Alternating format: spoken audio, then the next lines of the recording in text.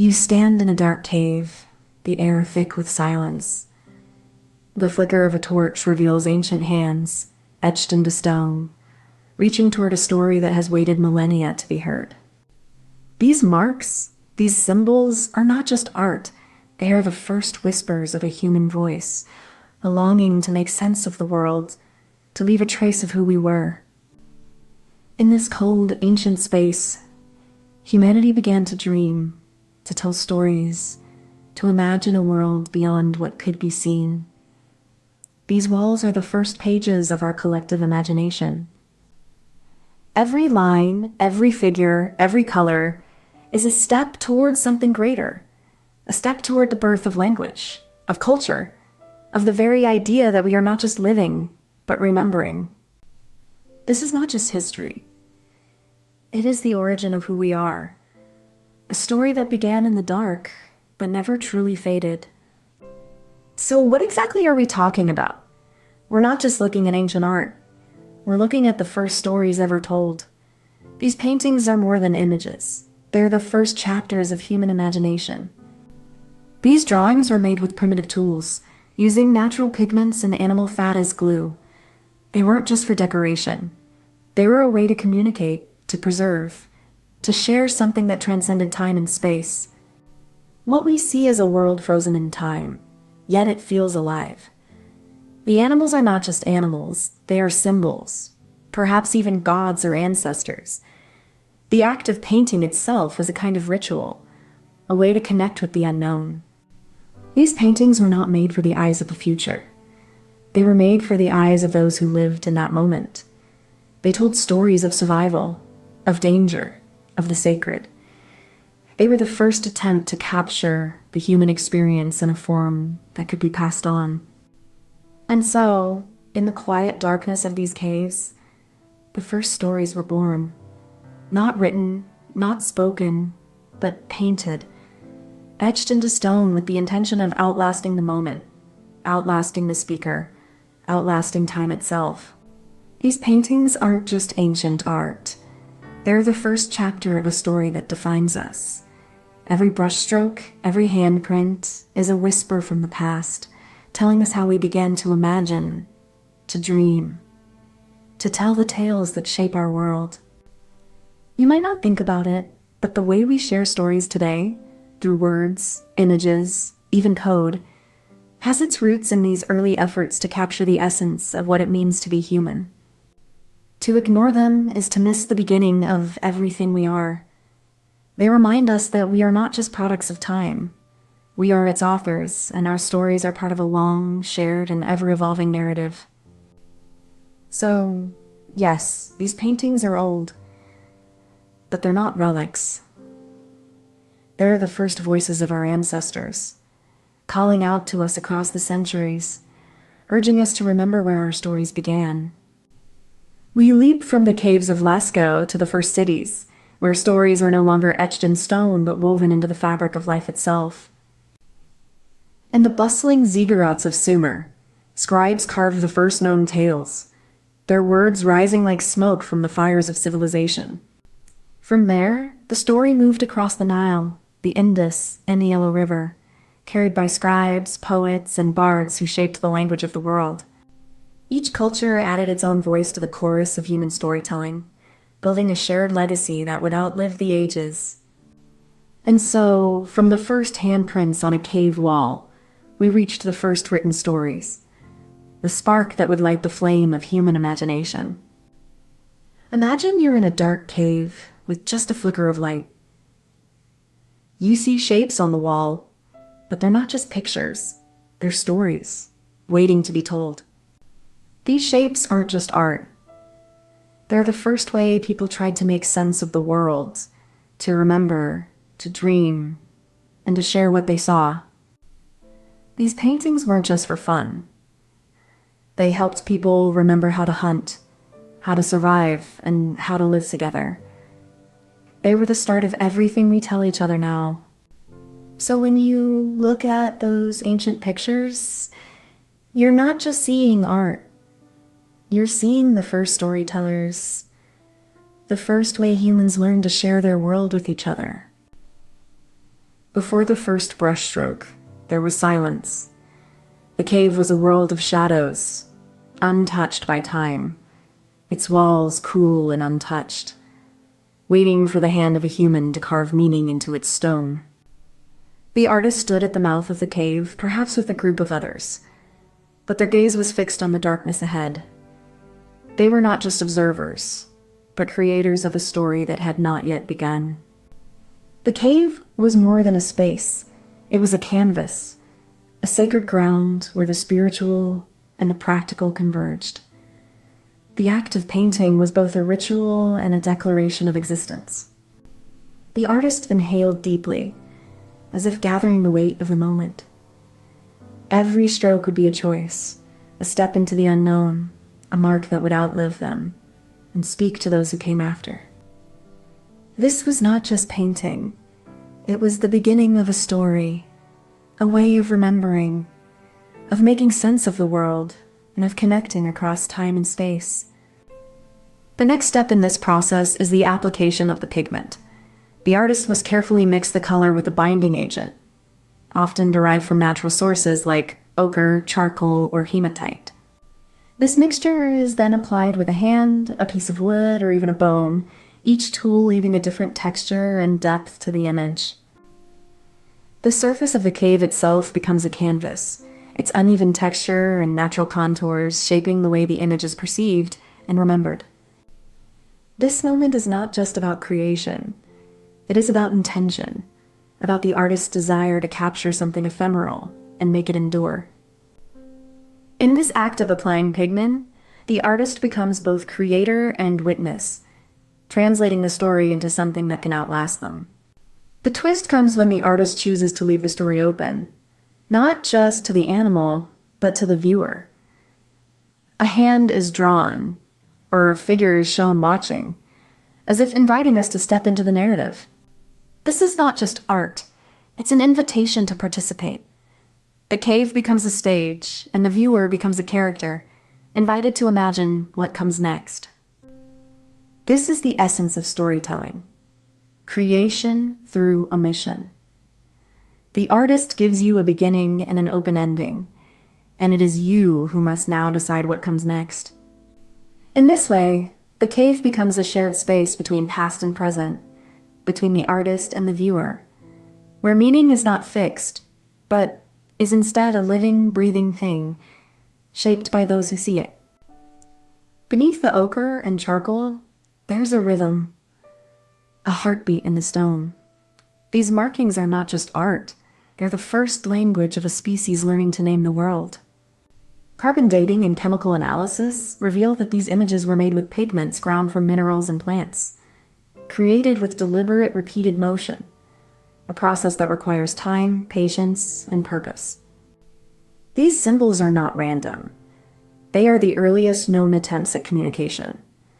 The first stories etched into stone. Narratives that may have once been spoken, then lost to time.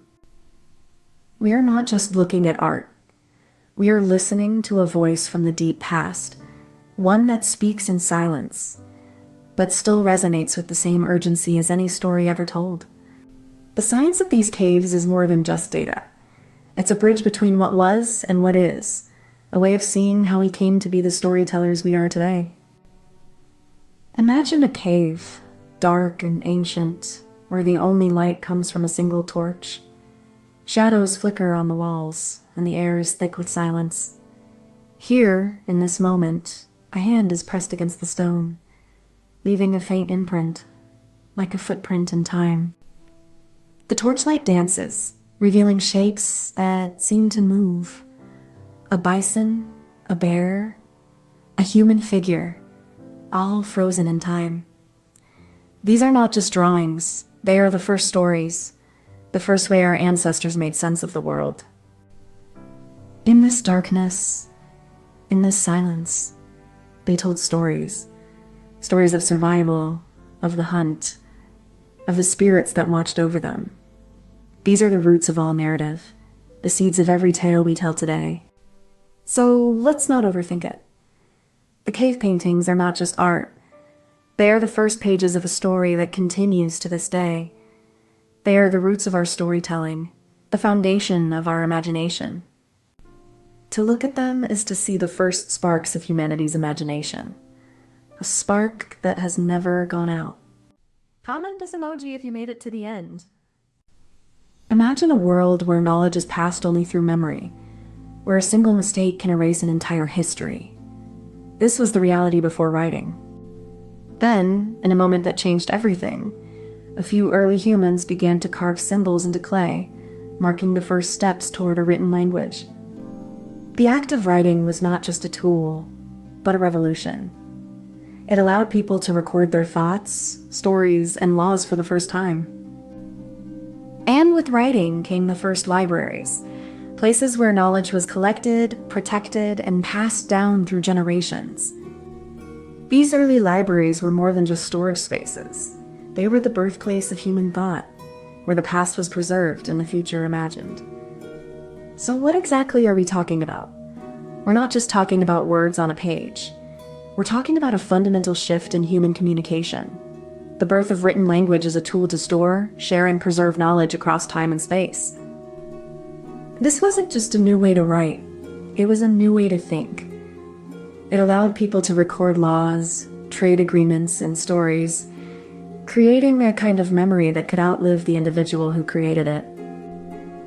These early collections were more than just books. They were gateways to knowledge, holding the wisdom of ancient civilizations and laying the foundation for everything that would come after. To understand the rise of written language and libraries is to understand how humanity began to see itself not just as a collection of individuals, but as a continuous story, one that could be written, read, and remembered. This is not just history.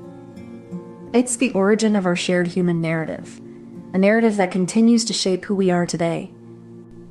You might think written language is just a tool for record keeping, but it's actually the foundation of how we think, how we communicate, and how we remember who we are. The first libraries weren't just collections of books. They were the birthplaces of ideas, the first places where humans gathered to share, preserve, and build upon knowledge. When we ignore the origins of writing, we lose sight of how deeply it shapes our world, how it gives us the power to leave a legacy, to connect across time, and to imagine futures we've never seen. Written language is more than a way to write down words. It's a way to write down who we are, what we believe, and how we choose to remember our history. So even if you don't read ancient texts, the legacy of written language is in every book you've ever read, every idea you've ever formed, and every truth you've ever tried to share. In 3100 BCE, Sumerians etched symbols into clay tablets, creating the first writing system. This was not just a tool, but a way to preserve knowledge and power across generations.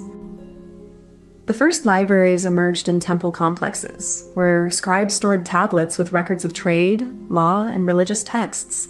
These were the earliest centers of human knowledge. The Greeks later built on this legacy, creating the first written language in the West and establishing libraries like the Library of Alexandria.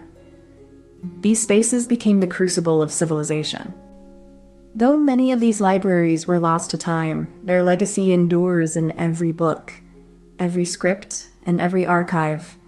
They were the first attempts to make human thought immortal. Imagine you're in a cave, and instead of drawing pictures on the wall, you use sticks to make marks in the dirt. That's how people started writing, so they could remember things better than just talking. One day, they realized that if they could write down stories, they could share them with others. So they started making symbols that stood for words, like a picture of a sun meant to say sun. Eventually, they built special places where they kept all these symbols. These were the first libraries, where stories, laws, and knowledge were stored for everyone to find. So, written language wasn't just about making marks. It was about sharing ideas, keeping history alive, and building a world where knowledge could live forever. The first libraries didn't look like the ones we know today. They were small, quiet places, often tucked away in temples or palaces, where scribes and scholars worked in hushed tones, their hands moving over clay tablets, carving knowledge into the earth itself. These spaces were not just for storing texts. They were the heart of a civilization's memory. Each wall, each shelf, each stacked tablet was a piece of a larger puzzle, a collection of wisdom passed from one generation to the next.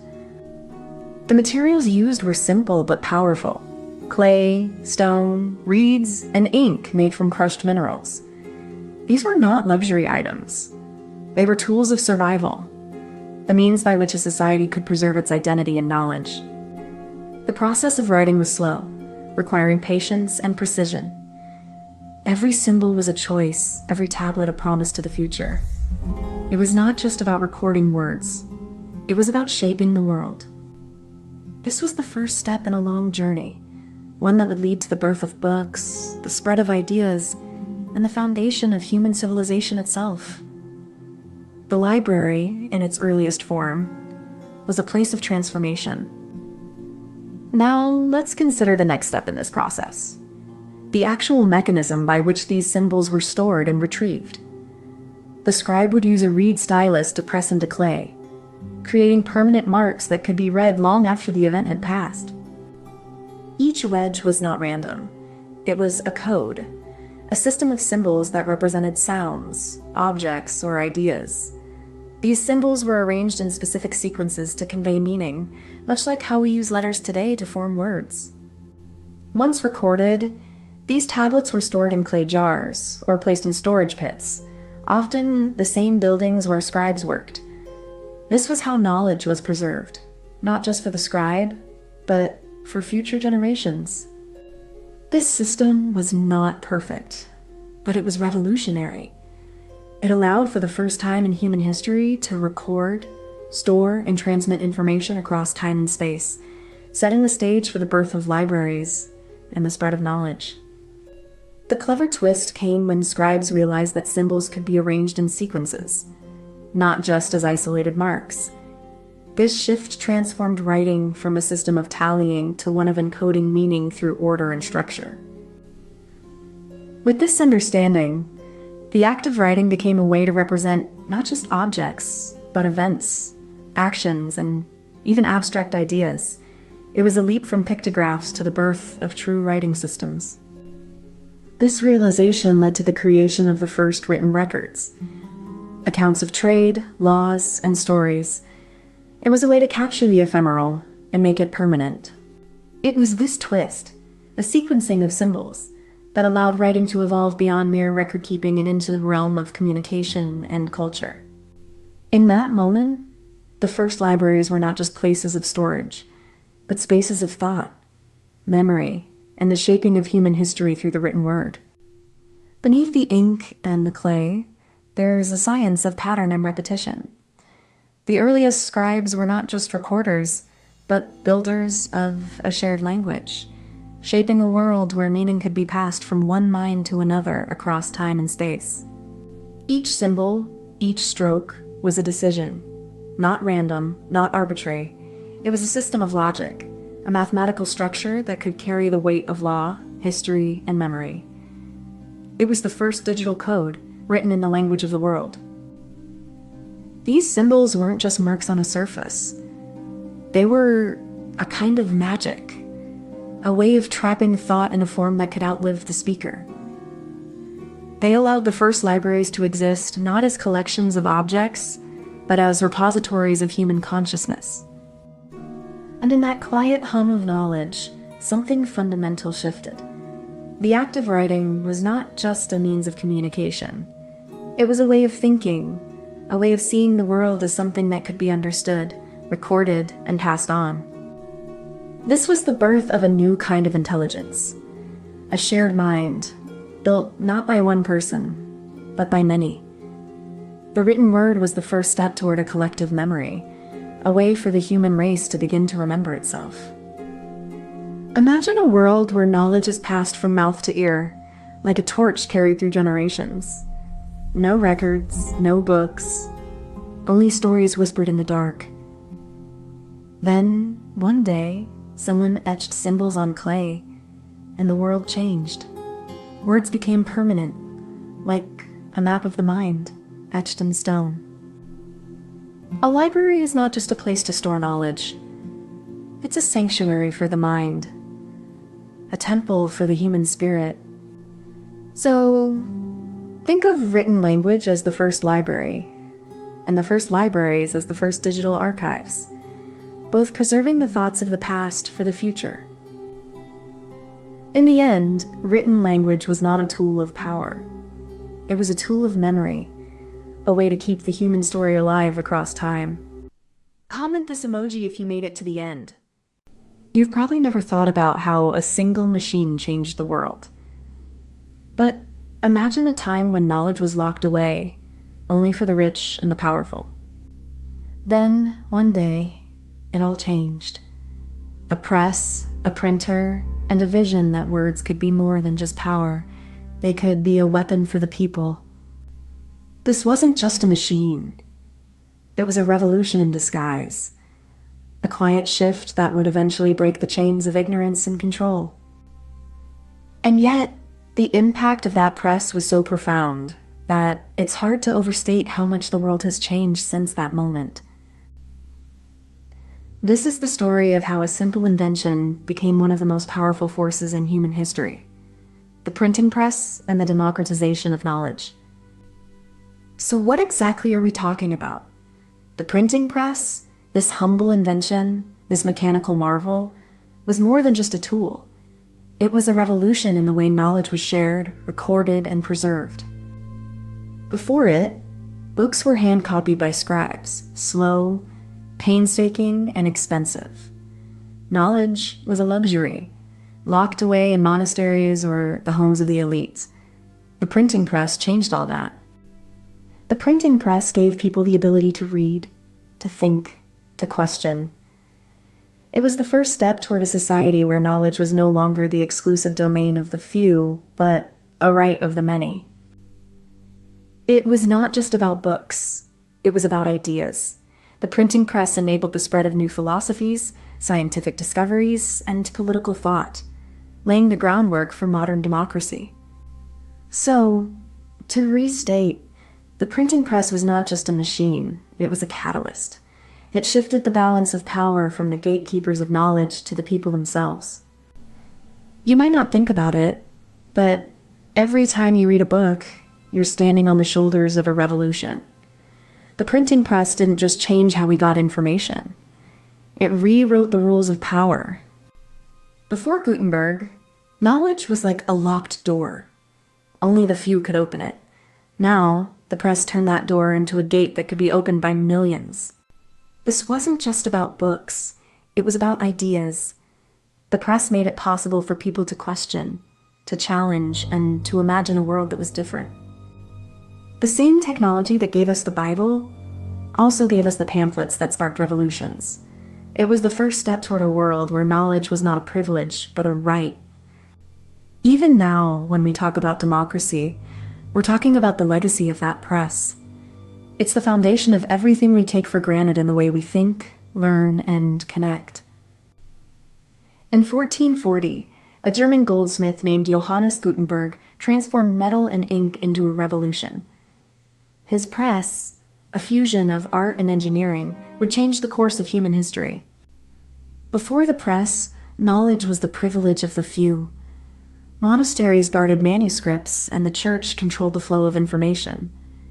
Literacy was a rare skill, reserved for the elite. In the decades that followed, the press fueled the Renaissance, the Reformation, and the scientific revolution.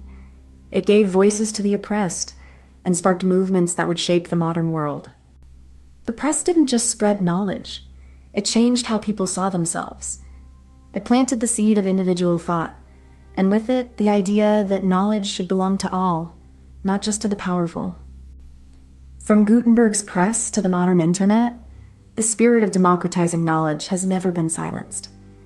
It's a legacy of human curiosity, and a reminder of what we're capable of when we share our truths. Imagine you're in a big house, and only the boss can read the books. Now, picture that same book in your hands, and suddenly, you can read too. That's what the printing press did. It made knowledge not just for kings, but for everyone. Before the printing press, books were like rare jewels, expensive, hard to find, and only a few people could own them. But with the press, books could be copied quickly and shared with many. This wasn't just about making more books. It was about giving people the power to think, question, and learn for themselves. It was like lighting a fire in a dark room. Everyone could see and join in. The printing press didn't just change how we read. It changed who could read. And that changed everything. It was the first step toward a world where knowledge belonged to all. To begin, the printer sets up the press on a solid, flat surface, ensuring stability for the heavy machinery. This is the foundation of the process, where precision and patience are key. The type is arranged in a frame called a chase, with each letter carefully positioned to form words and sentences. This is a meticulous, almost artistic task requiring both skill and care. Once the layout is complete, the printer locks the type into place, securing it with heavy clamps. This step is critical, as any misalignment will ruin the final print. Finally, the press is prepared for the first pass. Ink is applied to the type and the paper is placed against the printing surface, ready to be impressed with the first words of a new era. The printing press's second step is the arrangement of the movable type. Each letter is crafted individually, then placed into a frame, forming the words of a text.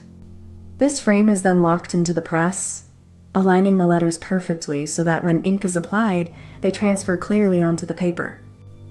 Once the text is set, the press is inked, and the inked surface is pressed against the paper, transferring the design with remarkable clarity.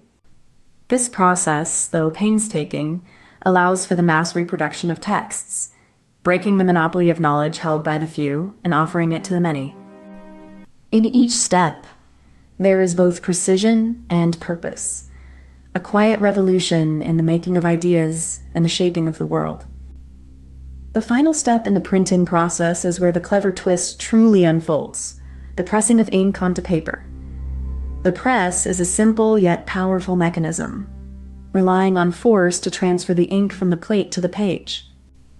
As the press applies pressure, the ink adheres to the paper, capturing the intricate details of the printed text. This is the moment when the knowledge, once confined to the mind of a scribe, becomes tangible and accessible. This simple act of pressing transforms the laborious process of writing into a scalable system of mass production. What once took days can now be done in minutes, multiplying the reach of knowledge by the hundreds. The press does not merely transfer ink. It transfers power. It shifts the authority of knowledge from the elite to the people, making information a tool for change rather than a privilege for the few. The printing press, in its final act, becomes a symbol of the people's right to knowledge, a quiet revolution made possible by a machine and driven by the collective will to learn, to share, and to be free. The printing press didn't just replicate text, it rearranged the very structure of language itself.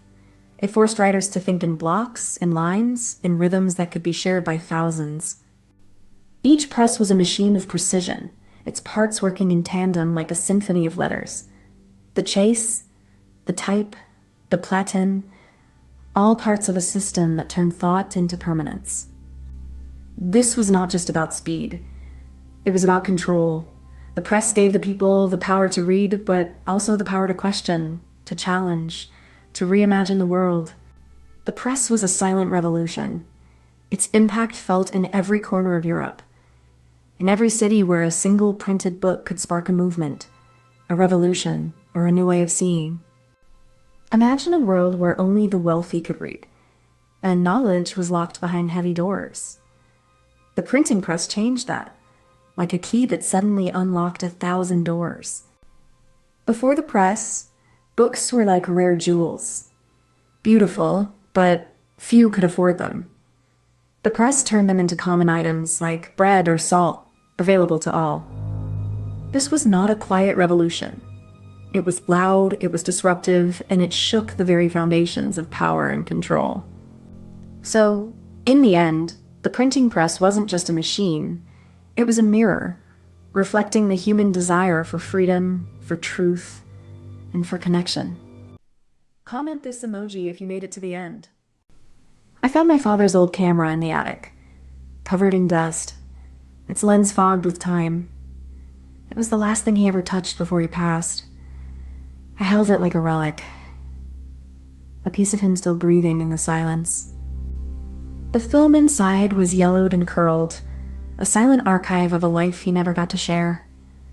I tried to rewind it, but the tape snapped, leaving a faint whisper of a memory I couldn't hear.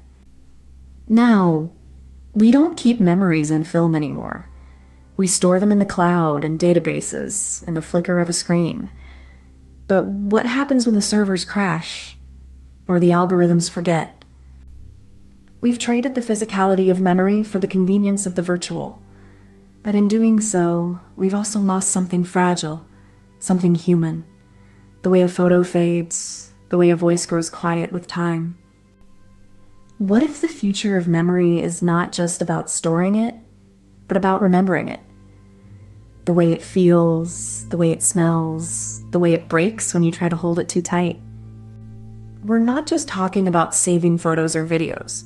We're talking about how we hold on to the past, how we shape memory, and how the future might rewrite what we remember. Imagine your life as a library. Every experience, every conversation, every moment is a book. But now, instead of books, we're storing memories in code, in servers, in the cloud. We're building a future where memory isn't just personal, but public. Where our pasts are no longer just our own, but shared, indexed, and potentially commodified. And in this future, we're not just remembering, we're curating. We're deciding what to keep, what to forget, and what to leave behind, without ever truly knowing what we've lost. So what we're really talking about is more than technology. It's about identity, about truth, about how we define ourselves through the stories we tell and the memories we hold. You think your memories are safe, but they're not. They're fragile, fading, and you can even trust them to be true. What if the only thing left of you is a file someone else keeps? In a world where everything is saved, nothing is really saved. We outsource our memories to devices, but we forget the cost. We forget that memory is not just data, it's who we are. You're not just losing memories, you're losing control over your past.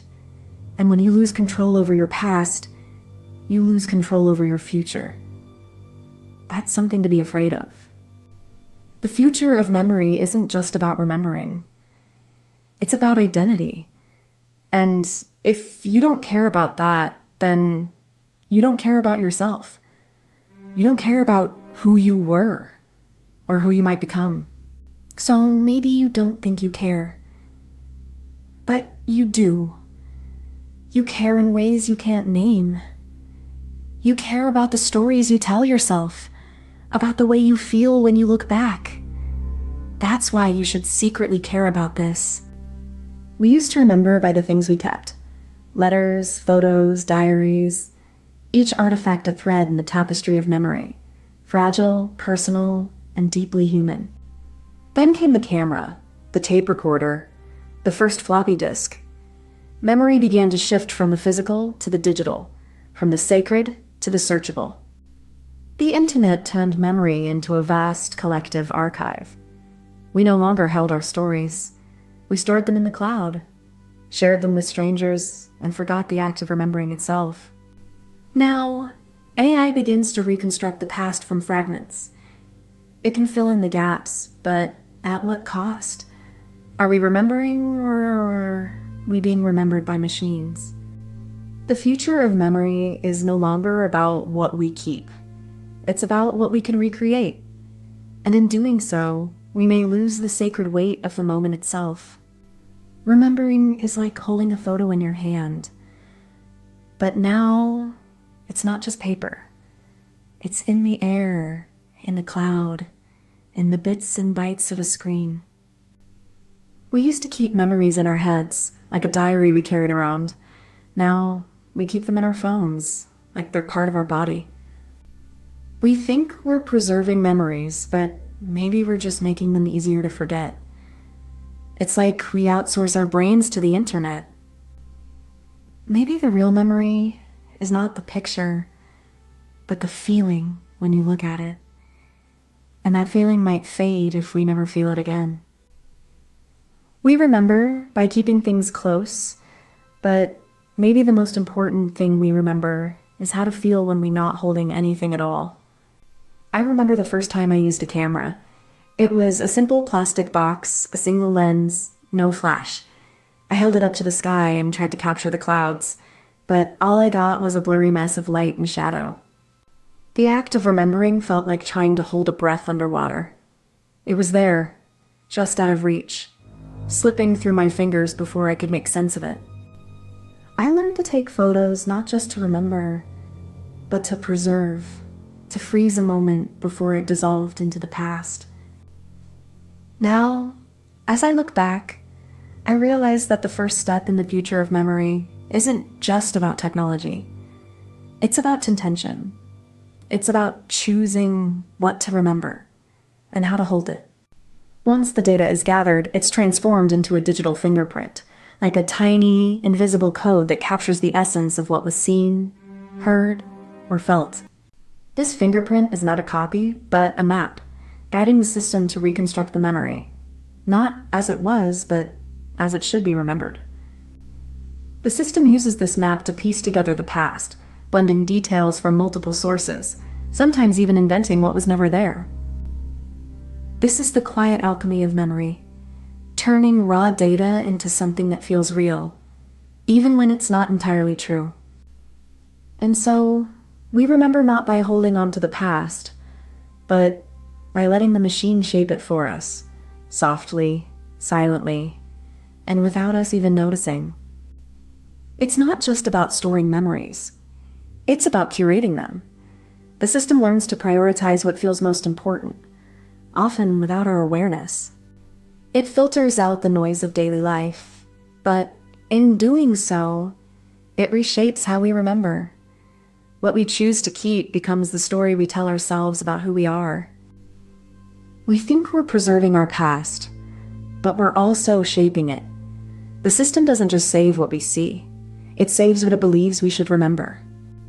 In the end, it's not just about memory. It's about identity. The system remembers for us, but the question remains, who are we when it forgets? We are not just storing memories in our brains. We are building a new kind of mind. One that doesn't forget, doesn't decay, doesn't fade. Neuroscience has given us the blueprints, and now the engineers are translating those blueprints into something we can touch, something we can trust. We are creating machines that remember better than we do. But do they remember us? Or do they just remember what we asked them to? The science is humming beneath it all, steady and quiet, like a heartbeat in the dark. It's not just about memory. It's about who we are and who we might become. And as that science grows, we must ask, what are we willing to remember? And what will we lose in the process? Imagine your memory as a library, and your phone is the librarian who never sleeps. Every moment you experience, it scans it, files it, and waits for you to ask for it again. But this librarian doesn't just remember. It creates. It takes the moment, adds context, and stores it in a way that feels both precise and strange, like a dream you can revisit.